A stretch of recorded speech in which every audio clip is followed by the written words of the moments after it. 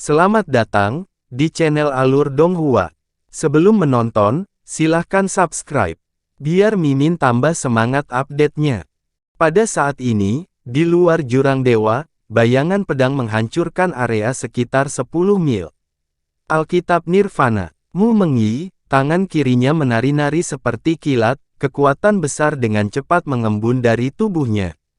Sekelompok berdiameter 10 meter, seperti bola transparan, menyelimutinya.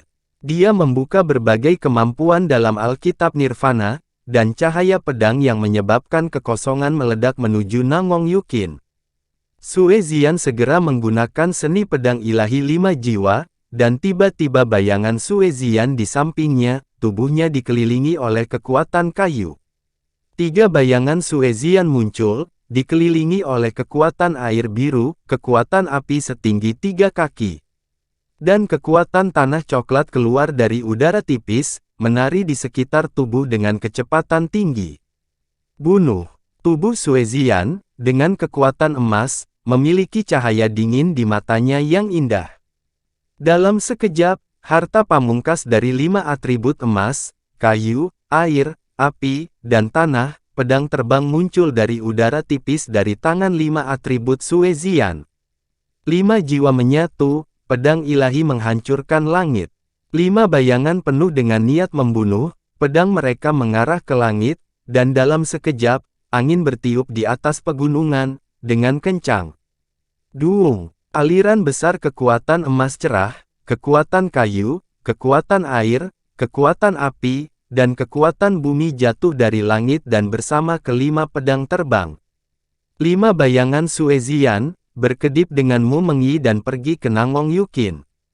Menghadapi serangan mengerikan Mu Mengyi dan Sue Zian, Nangong Yukin tiba-tiba, kekuatan kematian di tubuh hitamnya melonjak keluar, seperti seorang penyihir yang turun ke dunia, menuangkan kekuatan kematian yang bergulir ke pedang terbang dengan atribut kematian di kirinya.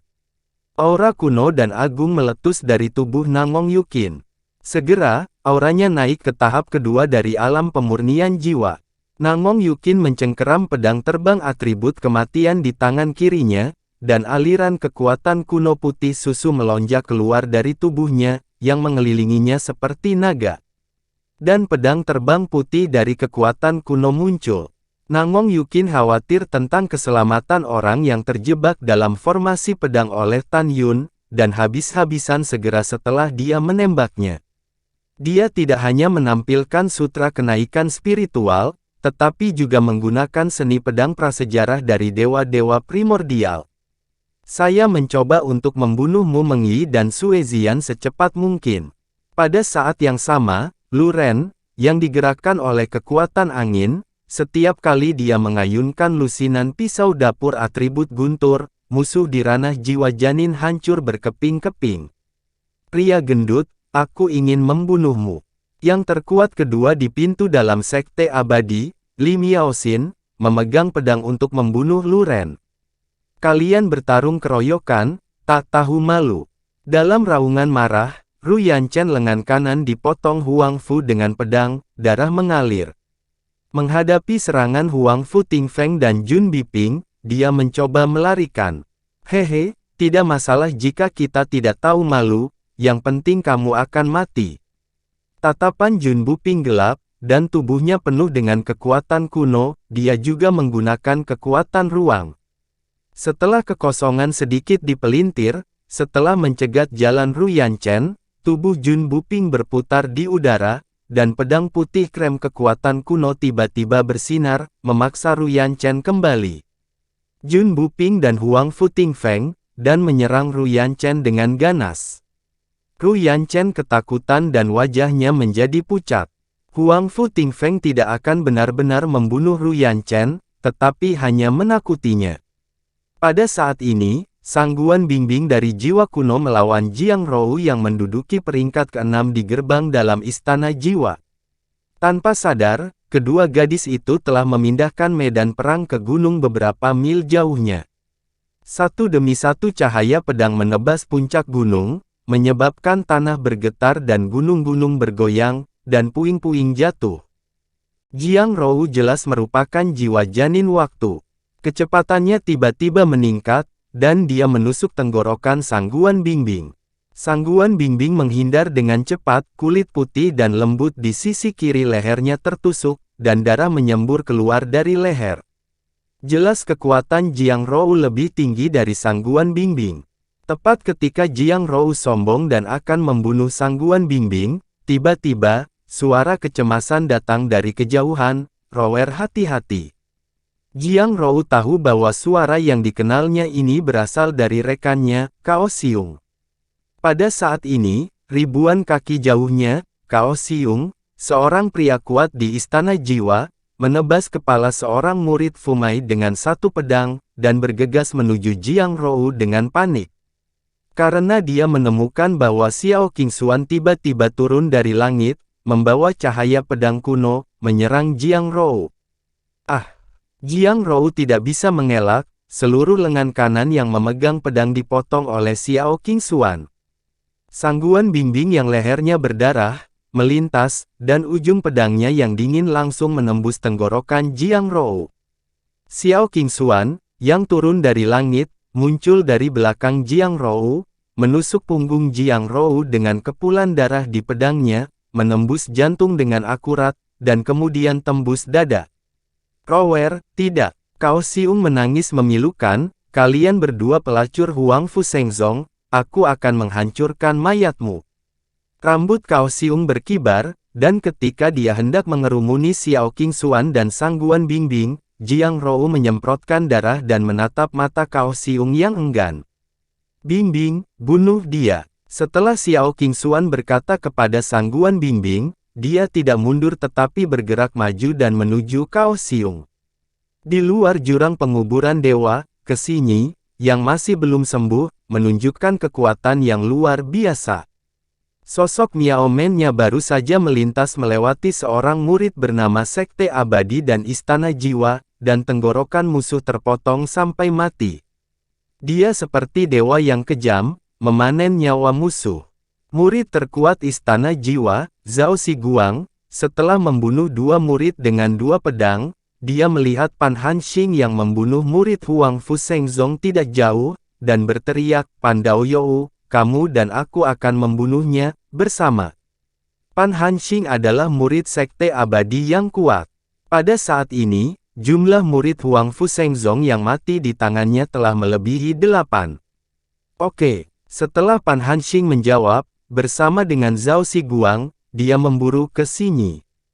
Kesinyi memotong kepala dua murid Istana Jiwa dengan satu pedang, lalu tiba-tiba melihat ke belakang, menghadap Pan Hanxing dan Zhao Xiguang, dia tidak mundur tetapi malah maju. "Xinyi, hati-hati." Pada saat ini, Huang Fu, yang mengalahkan Ru Yanchen, menatap Kesinyi yang berjarak ratusan kaki dengan khawatir. Dia tahu bahwa Kesinyi masih belum sembuh, dan khawatir dia bukan lawan keduanya. Setelah membuat luka pedang di kaki kanan Ru Yanchen, Huang Fu Tingfeng berkata dengan keras, "Kamu Jun Biping, kamu berurusan dengannya dulu, aku akan membantu Xinyi." "Oke, pergi." Jun Buping tersenyum, sudah waktunya untuk membantunya. Huang Fu Tingfeng berubah menjadi bayangan, dan pergi ke Xinyi. "Marga Jun, kamu satu-satunya sekarang. Kali ini, mari kita lihat bagaimana tuan muda ini membunuhmu." Ketika Ru Yanchen meraung dengan mata merah, suara menghina tiba-tiba terdengar, "Benarkah? Lalu bagaimana denganku?" Saat berikutnya, Bai Li Longtian, yang belum sembuh lengan kanannya, muncul di depan Jun Buping dengan pedang di tangan kirinya, dan berkata dengan tajam, "Saudara muda, pergi." Pada saat yang sama, formasi pedang ilahi Hongmeng. Ketika Mu Mengyi dan yang lainnya bertarung dengan musuh, Tan Yun menemukan bahwa Nangong Yukin tidak dalam formasi pedang, ekspresinya sangat serius. Karena dia tahu kekuatan Nangong Yukin dan perkiraan kekuatan Mu Mengyi dan yang lainnya. Dalam pikiran Tan Yun, Nangong Yukin, yang berada di luar formasi pedang, tidak diragukan lagi adalah musuh terkuat. Tan Yun merasa bahwa Mu Mengyi dan Sue Zian dalam bahaya, dia ingin segera meninggalkan formasi pedang untuk membantu Mu Mengyi dan yang lainnya. Pada saat ini, lebih dari 2.700 orang dalam formasi pedang menginjak pedang terbang, dipimpin oleh Liu Danwen, orang terkuat dari Istana Jiwa, dan Guo Biyun, Sekte Abadi. Liu Danwen menatap Tan Yun, mata dingin, "Tan Yun, jika kamu memiliki formasi pedang. Saat itu, ketika kamu dan wanita suci istanaku berhadapan, hasilnya kalian sama-sama terluka. Hari ini, murid istanaku, dan Sekte Abadi, akan menghancurkanmu." Guo Biyun, yang mengkhawatirkan Ruyan Chen di luar formasi, dengan tegas memerintahkan, "Murid Sekte Abadi dengarkan perintah, sekarang kita akan menyerang dan membunuh Tan Yun bersama-sama." "Iya, kakak senior Guo." Murid-murid menjawab. Tanpa menunggu semua orang menyerang, Tan Yun memulai duluan. Dalam tatapan semua orang yang tidak dapat dipercaya, Tan Yun naik ke udara tanpa menginjak pedang terbang, berkata dengan dingin, "Gelombang ruang." Tiba-tiba, ada suara pasang surut yang bergelombang di kehampaan yang kacau. Tiba-tiba, gelombang pasang transparan berubah dari kekuatan ruang, membawa gelombang besar yang pasang surut, menelan lebih dari 2.000 orang dalam kehampaan. Sebelum gelombang ruang tiba, Guo Biyun merasakan pengekangan ruang besar yang bergegas menuju wajahnya. Dia mengingatkannya dengan tergesa-gesa, "Keluar dari sini dan serang Tan Yun bersama-sama." Lebih dari 2.700 orang melarikan diri dengan mengacungkan senjata ke udara. Dalam sekejap, ribuan lampu pedang yang mendominasi warna-warni dan lampu pedang menebas ke arah Tan Yun. Pada saat yang sama, ada banyak jenis senjata yang mengarah ke Tan Yun dengan aura yang kuat. Namun, ribuan serangan belum mengenai Tan Yun, dan gelombang ruang, itu membanjiri semua orang dan menelan. Tiba-tiba, serangan diperlambat beberapa kali di bawah batasan gelombang ruang, dan dengan mudah dihindari oleh Tan Yun. Tan Yun melompat ke langit, bergegas keluar dari permukaan gelombang ruang angkasa, dan berdiri di kehampaan. Jubah putihnya bergerak, rambutnya beterbangan, seperti dewa pembunuh yang turun ke dunia. Neraka kematian. Dalam kehampaan yang kacau di atas kepalanya, sebuah titik hitam seperti sebutir beras muncul. Segera, bintik hitam itu tiba-tiba melonjak 10 juta kali membuat semua orang ketakutan. Seperti jurang dengan diameter 1000 kaki, dan seperti pusaran besar, itu membuka mulut kematian bagi semua orang di gelombang ruang di bawah. Di jurang kematian yang seperti pusaran air, bilah kematian sepanjang 1 kaki, seperti kumpulan ikan hitam yang kejam, menempati seluruh jurang kematian. Kekuatan setiap bilah kematian telah melonjak 11 kali dalam susunan formasi pedang Hongmeng. Tujuan Tan Yun, dia ingin menahan semua orang dengan gelombang ruang, memperlambat tindakan semua orang, dan kemudian dari jurang kematian yang paling kuat, dengan cepat membunuh musuh. "Ah, apa ini? Menakutkan. Saudari Guo, apa yang harus kita lakukan?" "Kakak Liu." Suara pertanyaan ngeri semua orang datang dari telinga. Liu Danwen menekan kepanikan di hatinya dan memerintahkan, "Murid Istana Jiwa, terus serang Tan Yun. Selama Tan Yun terbunuh, maka dia tidak akan menyerang kita dan hancur sendiri." Pada saat ini, Guo Biyun buru-buru berkata, "Murid Sekte Abadi, cepat serang jurang kematian denganku. Jangan melakukan perjuangan yang tidak perlu, kalian pasti mati." Tan Yun berteriak. Tiba-tiba, kecepatan jurang kematian meningkat tajam, menukik ke bawah. Setelah memasuki gelombang ruang, kecepatannya tidak berkurang, menelan ratusan orang di antara mereka. Setelah ratusan orang memasuki jurang kematian, daging dan darah terbang dan darah berceceran, bilah kematian yang tak berujung, mencekik dan memotong semua orang dengan cepat. "Tidak, kakak Guo, tolong. Saudari Liu, tolong bantu kami dengan cepat." Hanya dalam sekejap mata, lebih dari 500 orang terbunuh. Beberapa murid yang kuat akan bergegas keluar dari jurang kematian. Ketika kekosongan bergetar, jurang kematian menyelimuti orang-orang lainnya.